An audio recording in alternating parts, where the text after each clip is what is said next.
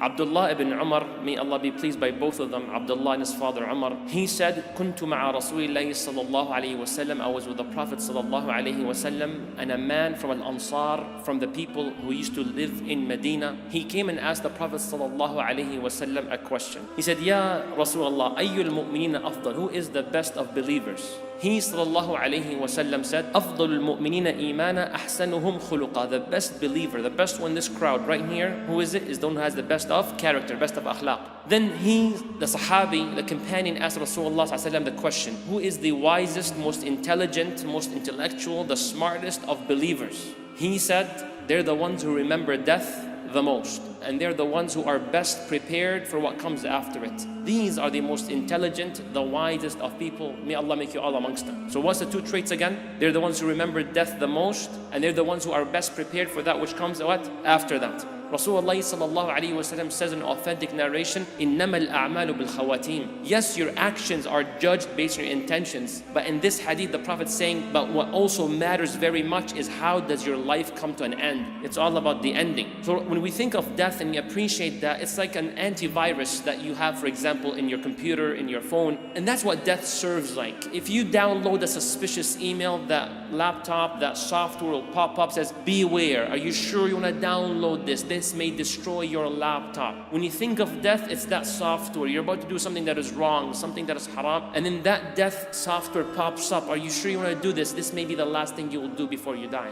So this is how it works. And also in the good way as well. Death motivates you not to stay away from the haram, but it motivates you to do that which is good, correct? You know, life is short. Khalas, bismillah, all going to be accounted by Allah subhanahu wa ta'ala. Let me do these few deeds. Wallahi, maybe that's the deed that will get me to Jannah. Yes or no? So that's how death works on both angles. May Allah make you and I remember death often in a wise way, the way the Prophet Muhammad sallallahu alayhi wasallam has taught us. Look what he said as well. And he used to speak about death often. Yes or no? A lot. One hadith he says, repeatedly, frequently remember death, the destroyer of pleasures. Remember that often. Then he says two things about it. He says, whenever you remember death, when things are very hard on you, pressure, hardship, difficulty, and you remember death, the Prophet ﷺ said, reminder will bring you ease. Allahu Akbar, yes or no? Because no matter how painful it is, it will soon come to an end, inshaAllah. And I pray to Allah that whatever comes next is not worse than it. And he said, never do you live moments of ease and pleasure and luxury, except that you should remember death. Why? Because it will tighten things up for you. Allahu Akbar. It makes you look at things with the right perspective. Are you guys with me? You get that promotion, you get that salary, you get that scholarship, you get that marriage, you get that child. You have to realize that it will all come to an end. Whether it was ease or hardship, it's all about remembering death. One time, Al-Bara ibn Azib, a wonderful Sahabi, he said, we were with Rasulullah sallallahu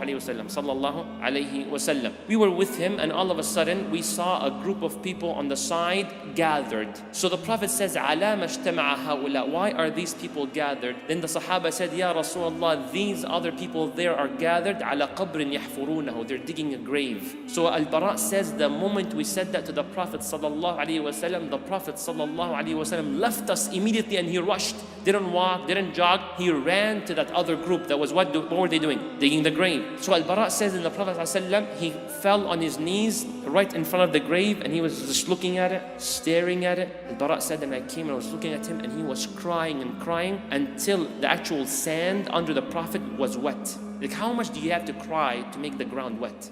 But that's how much he cried. Then when that moment ended, he looked at the Sahaba. He said, Ya ikhwani, brothers, Ya ikhwani, لِمِثْلِ هَذَا الْيَوْمِ فَأَعِدُّوا لِمِثْلِ هَذَا فَأَعِدُّوا. For that be prepared, for that be prepared, for that be prepared. So are we prepared? So one time I went to a masjid and they have like a youth room, like computers, laptops, PlayStation, etc. So then I saw, it was one brother by himself and he was looking at something he's not supposed to look at, something haram basically. And it was not like extremely haram what I'm referring to. It was actually some like social media, but the pictures of the opposite gender not really dressed modestly at all. And I, from what I know, and Allah knows best, I don't praise on Allah's behalf, I felt that brother has khair in him. And Allah knows best. So I came so slowly, behind his back, slowly. Then I hugged him from the back, and I said, if I was the angel of death, are you ready to go?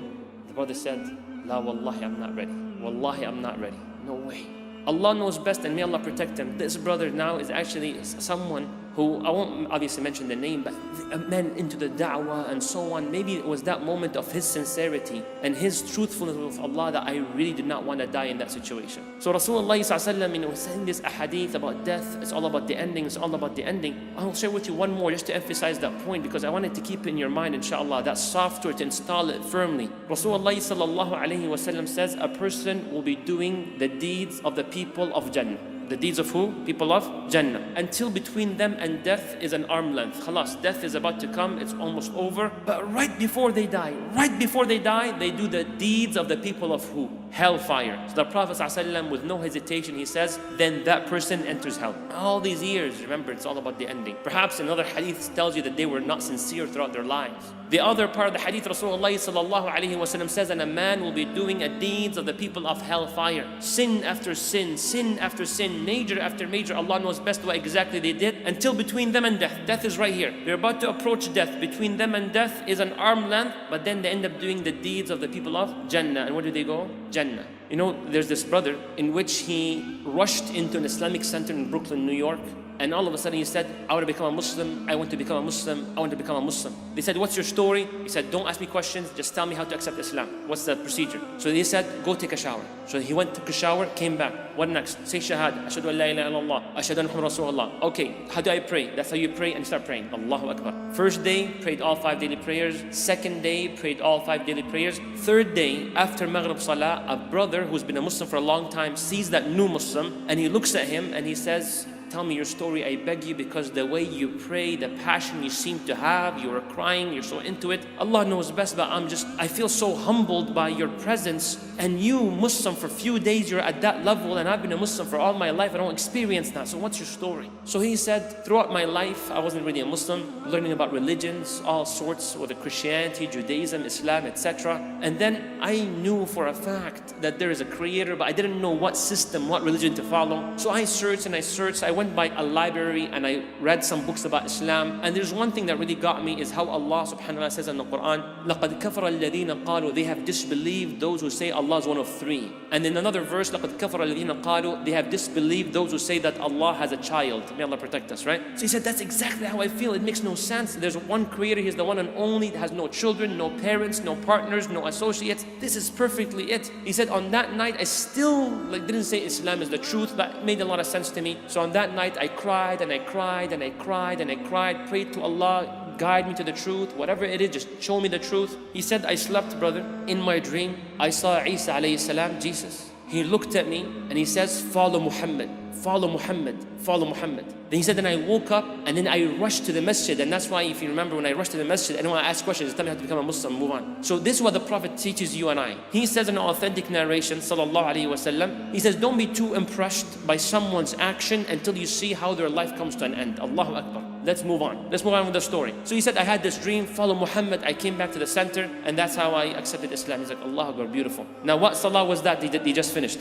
Maghrib. Adhan for Isha comes. The Imam, Allahu Akbar, Alhamdulillahi Rabbil Alameen. And the brother, new Muslim, with a group of people in the congregation, first row. The brother swears by Allah, the one next to him, he says, we went then to the first sajda, first prostration. And then the Imam says, Allahu Akbar, to sit from that sajda. But the brother's still doing prostration. Then we went back to the second sajda, and the brother's still in the first one. We went to the second rak'ah. The brother's in the first sajda. Third rak'ah, fourth rak'ah. Assalamu alaikum rahmatullah, assalamu alaikum rahmatullah. That brother's where? First sajda in the first which rak'ah? First rak'ah. So the Imam and the brothers, they thought he's very exhausted, he's sleeping. So the Imam called him, brother so-and-so, brother so-and-so. No response. So he asked the one next to him, you know what, just, nudge him a little bit. So when he moved him, he fell and he was pronounced dead right then and there. Allah knows best his sincerity, Allah knows best, but these endings are not given to anybody.